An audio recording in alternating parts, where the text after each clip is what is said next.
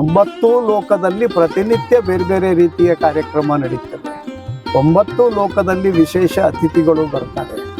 ಆ ಲೋಕಕ್ಕೆ ಸಂಬಂಧಪಟ್ಟಂಥ ಪ್ರಶ್ನೋತ್ತರ, ಚರ್ಚೆ, ವಿಷಯ.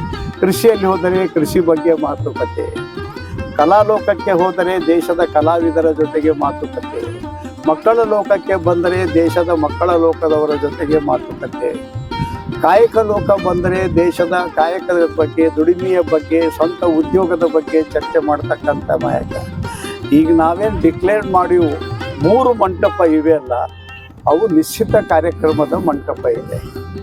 ಆದರೆ ಇವು ಏನಿವೆ 9 ಲೋಕಗಳು, ಇಲ್ಲಿ ಅವರದೇ ಆದಂಥ ಕಾರ್ಯಕ್ರಮ, ಅದರ ಬಗ್ಗೆ ಮಾಹಿತಿ ಕೊಡಲಿಕ್ಕೆ ಅಲ್ಲಿ ವ್ಯಕ್ತಿಗಳಿರ್ತಾರೆ. ಇದು ಈ ಸಲ ನಡೀತಕ್ಕಂಥ ಅತಿ ದೊಡ್ಡ.